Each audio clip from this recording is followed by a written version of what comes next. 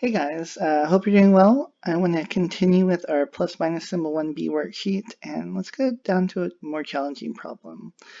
Why don't we look at number 7?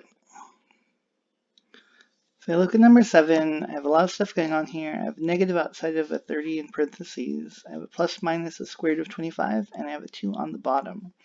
So going through our order of operations, remember we have PIMDAS, or GIMDAS if you learned it that way. So if I look, do I have any parentheses or grouping symbols? Well, we saw this on the last week's worksheet.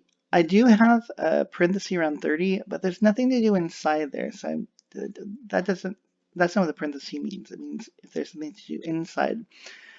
I do have a grouping symbol around the 25. The square root sign, which is called a radical, is a grouping symbol. So that actually needs to be my first step. So the square root of 25, I hope you know, is 5. So I'm going to have negative parenthesis 30 plus or minus 5 over 2.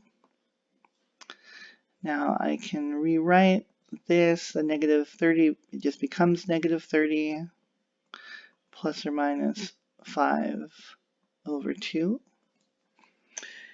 And I look again, grouping symbols, well again, even though I don't see a grouping symbol here, the division sign actually counts as a grouping symbol in the sense that it groups the top from the bottom. So I would like to take care of the top. The problem is the plus minus sign.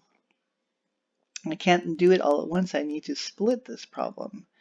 So I'm going to go ahead and rewrite this as negative 30 plus 5 over 2 and negative 30 minus 5 over 2.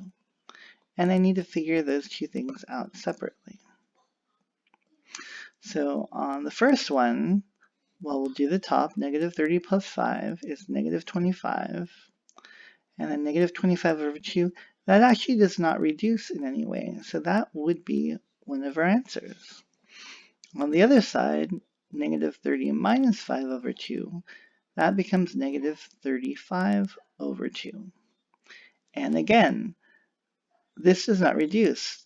2 does not go into 35, so we are finished.